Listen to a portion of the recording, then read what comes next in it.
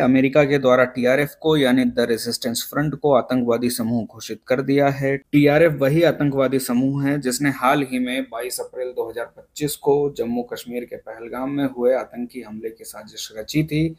इस आतंकी हमले को अंजाम भी दिया था। एक तरफ पाकिस्तान आतंकी समूहों को अपनी जमीन पर पनाह दे रहा है, मदद कर रहा है, दूसरी तरफ दावा करता है कि वह आतंकवाद के खिलाफ है। अमेरिका के इस कदम से पाकिस्तान पर दबाव बढ़ेगा। हालांकि अंतर्राष्ट्रीय तौर पर पाकिस्तान पहले से ही भरोसा खो चुका है, क्योंकि वह लगातार आतंकियों के लिए एक मददगार की तरह काम कर रहा है। एक असफल और कमजोर देश से इससे ज्यादा उम्मीद भी नहीं की जा सकती। इतिहास में देखें तो अमेरिका की सहानुभूति पाकिस्तान के साथ रही है, परंतु कई दशकों के बाद भारत और अमेरिका में भी सहयोग बढ़ रहा है और पाकिस्तान की स्थिति लगातार कमजोर हो रही है। द रेसिस्टेंस फ्रंट या टीआरएफ को विदेशी आतंकवादी संगठन और विशेष रूप से नामित वैश्विक आतंकवादी घोषित किया गया है। विदेशी आतंकी संगठन को अंग्रेजी में फॉरेन टेररिस्ट ऑर्गेनाइजेशन और विशेष रूप से नामित वैश्विक आतंकवादी को अंग्रेजी में स्पेशली डेजिग्नेटेड ग्लोबल टेररिस्ट कहा जाता है। अब सवाल उठता है कि विदेशी आतंकवादी संगठन या फॉरेन टेररिस्ट ऑर्गेनाइजेशन और वैश्विक आतंकवादी यानी कि स्पेशली डेजिग्नेटेड ग्लोबल टेररिस्ट क्या होते हैं, इसकी घोषणा कैसे की जाती है और कौन करता है और कैसे करता है।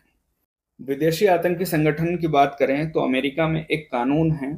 यह कानून 1965 में बना था। कानून का नाम है आप्रवास और राष्ट्रीयता अधिनियम, इमिग्रेशन एंड नेशनैलिटी एक्ट। इस कानून की एक धारा है 219। धारा 219 के अंतर्गत ऐसे संगठन जिन्हें अमेरिका मानता है कि वे आतंकवादी संगठन हैं और इस तरह की गतिविधियों को अंजाम देते हैं और अमेरिका से बाहर स्थित हैं, ऐसे संगठनों को संयुक्त राष्ट्र अमेरिका के विदेश मंत्री द्वारा विदेशी आतंकवादी संगठन घोषित किया जाता है। वैसे तो यह कोई अंतर्राष्ट्रीय कानून नहीं है, कानून है अमेरिका का, परंतु अमेरिका दुनिया की सबसे बड़ी अर्थव्यवस्था है और सबसे शक्तिशाली देश है, तो इसका प्रभाव भी अधिक है।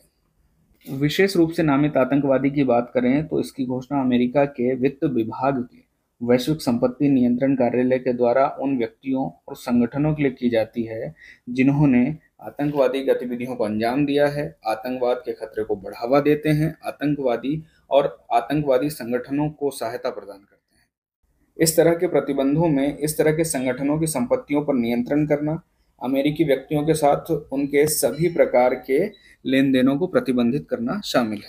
भारत के विदेश मंत्रालय की ओर से भी इस पर प्रतिक्रिया आई है। मंत्रालय ने कहा है कि यह एक जरूरी और महत्वपूर्ण कदम है, क्योंकि भारत लगातार वैश्विक स्तर पर कह रहा है कि पाकिस्तान की जमीन का उपयोग लगातार भारत के खिलाफ अशांति फैलाने, आतंकी घटनाओं को अंजाम देने, युवाओं को गुमराह करने, भारत की आंतरिक सुरक्षा को अस्थिर करने, हत्याएं करने और भारत की अर्थव्यवस्था को नुकसान पहुंचाने के लिए किया जाता है। मंत्रालय की ओर से भी कहा गया है कि यह फैसला वैश्विक आतंकवाद के खिलाफ लड़ाई को मजबूत करने वाला है। आपको याद होगा पहलगाम में हमला 22 अप्रैल 2025 को हुआ था। पहलगाम जम्मू कश्मीर में है। यहाँ पर 5 आतंकवादियों ने 26 भारतीय नागरिकों की हत्याएं की थी। ये सभी नागरिक पर्यटक थे और पहलगाम में छुट्टियां मनाने पहुंचे थे। आतंकवादियों का मुख्य मकसद था धर्म के आधार पर भारत में अशांति फैलाना, सामुदायिक हिंसा को फैलाना और भारत को अस्थिर करना। परंतु भारत के लोगों ने समझदारी से, सूझबूझ से पाकिस्तान और आतंकी संगठनों के इस मंसूबे को असफल कर दिया। इस घटना के बाद जम्मू कश्मीर के पर्यटन क्षेत्र को भी भारी नुकसान झेलना पड़ा था। हजारों लोग छुट्टियां मनाने के लिए जम्मू कश्मीर पहुंच रहे थे। जम्मू कश्मीर के लोगों को आर्थिक लाभ हो रहा था। इस तरह की आतंकवादी घटनाओं को अंजाम देकर पाकिस्तान प्रयास करता है कि कश्मीर को किसी भी तरह से अस्थिर रखा जाए। टीआरएफ यानी द रेजिस्टेंस फ्रंट, जो कि लश्कर ए तैयबा का एक प्रॉक्सी संगठन है, को अमेरिका के द्वारा विदेशी आतंकवादी संगठन और विशेष रूप से नामित वैश्विक आतंकवादी घोषित करना इस बात की स्वीकार्यता है कि अमेरिका पहलगाम हमले को गंभीरता से ले रहा है और टीआरएफ को एलईटी के एक प्रॉक्सी संगठन के रूप में मान्यता भी देता है। एलईटी यानी लश्कर ए तैयबा भी एक आतंकवादी संगठन है जिसे 2001 में जैश ए मोहम्मद के साथ विदेशी आतंकवादी समूह या विदेशी आतंकवादी संगठन के रूप में सूचीबद्ध किया गया था अमेरिका के द्वारा। पाकिस्तान तो दावा करता है कि उसने लश्कर तैयबा को खत्म कर दिया है, निष्क्रिय कर दिया है, लेकिन एलईटी अभी भी अपने प्रॉक्सी संगठन जैसे कि टीआरएफ के जरिए आतंकवादी गतिविधियों में संलग्न है और आतंकवाद फैला रहा है। अमेरिका की इस स्वीकार्यता को इसलिए महत्वपूर्ण माना जा रहा है क्योंकि हुआ क्या था कि पहलगाम की आतंकवादी घटना के बाद यूनाइटेड नेशंस सिक्योरिटी काउंसिल में एक निंदा प्रस्ताव लाया गया था और उसमें टीआरएफ का नाम नहीं लिया गया था। इस आतंकवादी घटना की निंदा की गई थी, लेकिन उसमें इसके लिए जिम्मेदार संगठन द रेजिस्टेंस फ्रंट का नाम कहीं पर भी इस मेंशन नहीं किया गया था। माना जाता है कि यह पाकिस्तान के कहने पर किया गया था, लेकिन अब जब अमेरिका ने टीआरएफ को आतंकवादी संगठन घोषित कर दिया है तो माना जा रहा है कि भारत के लिए इसे सिक्योरिटी काउंसिल की 1267 प्रतिबंध समिति में आसानी से शामिल करने में मदद मिलेगी। यहाँ पर सवाल उठता है कि 1267 प्रतिबंध समिति क्या है। दरअसल संयुक्त राज्य 6 प्रमुख अंग हैं, जिनमें है महासभा, आर्थिक एवं सामाजिक परिषद, ट्रस्टीशिप काउंसिल, अंतर्राष्ट्रीय कार्यालय, सचिवालय और सुरक्षा परिषद। 1267 प्रतिबंध समिति इसी सुरक्षा परिषद की एक सहायक संस्था है। इसे अलकायदा और तालिबान प्रतिबंध समिति भी कहा जाता है। सवाल यह है कि समिति का नाम 1267 क्यों है? क्योंकि इसका गठन संयुक्त राष्ट्र सुरक्षा परिषद के प्रस्ताव 1267 के द्वारा 1999 में गठित किया गया था। इसमें अलकायदा, ओसामा बिन लादेन और तालिबान पर प्रतिबंध लगाया गया था। वर्तमान में यह समिति आतंकवाद से निपटने का काम करती है, विशेष रूप से अलकायदा और इस्लामिक स्टेट पर नजर रखती है। यहाँ तक तो सब कुछ अच्छा ही था, परंतु आगे एडिटोरियल कहता है कि पहलगाम आतंकवादी हमले के बाद अमेरिका के द्वारा जो किया गया उन कदमों की भी समीक्षा करनी चाहिए। तो क्या किया था अमेरिका ने? तो अमेरिका ने यानी ट्रंप प्रशासन ने ऑपरेशन सिंदूर के बाद जब संघर्ष विराम हुआ, तो अमेरिका यानी ट्रंप प्रशासन ने ऑपरेशन सिंदूर के बाद जब संघर्ष विराम हुआ तो यह दावा किया कि उन्होंने इस संघर्ष विराम की मध्यस्थता की है।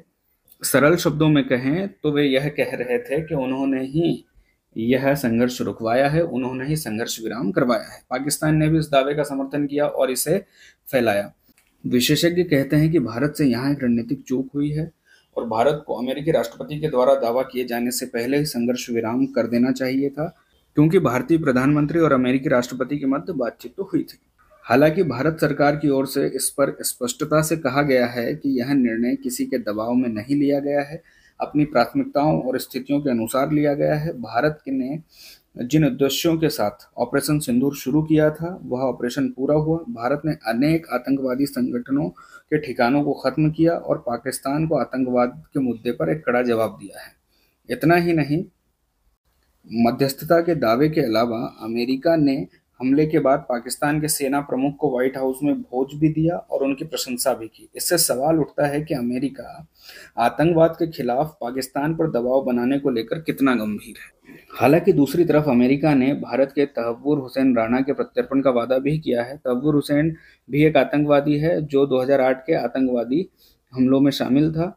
अमेरिका की तरफ से तहव्वुर हुसैन राणा के प्रत्यर्पण के अलावा अब टीआरएफ को भी आतंकवादी संगठन घोषित कर दिया है। इससे लग रहा है कि अमेरिका आतंकवाद के खिलाफ लड़ाई को गंभीरता से ले रहा है। यदि भारत को वैश्विक स्तर पर साथ मिलता है तो आतंकवाद को जल्द ही समाप्त किया जा सकता है। इस लड़ाई में सबसे बड़ी चुनौती है पाकिस्तान से आतंकवादी संगठनों को मिलने वाली सहायता, जिसे रोकने के लिए राजनीतिक, कानूनी और कूटनीतिक प्रयास किए जाने जरूरी है। अंतर्राष्ट्रीय सहयोग किया जाना जरूरी है। तो एक बार फिर से देख लेते हैं कि क्या क्या बातें इस एडिटोरियल में मुख्य रूप से कही गई थी। सबसे मुख्य बात तो यही थी कि अमेरिका के द्वारा टीआरएफ को आतंकवादी समूह घोषित कर दिया गया है। इसे 2 कैटेगरी में रखा गया है। पहली कैटेगरी विदेशी आतंकवादी समूह और दूसरी विशेष रूप से नामित वैश्विक आतंकवादी। ये दोनों ही घोषणाएं अमेरिका के द्वारा अमेरिकी कानून के तहत की जाती है। विदेशी आतंकवादी संगठन की बात करें तो इसकी घोषणा 1965 के इमिग्रेशन एंड नेशनलिटी एक्ट के तहत की जाती है, अमेरिका के विदेश मंत्री के द्वारा की जाती है। और विशेष रूप से नामित वैश्विक आतंकवादी की घोषणा अमेरिका के वित्त विभाग के द्वारा की जाती है। ये प्रतिबंध ऐसे संगठनों पर लगाए जाते हैं जो आतंकवादी गतिविधियों में शामिल होते हैं, उन्हें बढ़ावा देते हैं और उन्हें वित्तीय सहायता प्रदान करते हैं। इस तरह के प्रतिबंधों में शामिल है इस तरह के संगठनों की संपत्तियों को नियंत्रित करना और अमेरिकी नागरिकों के साथ किसी भी तरह के लेन देन को प्रतिबंधित करना।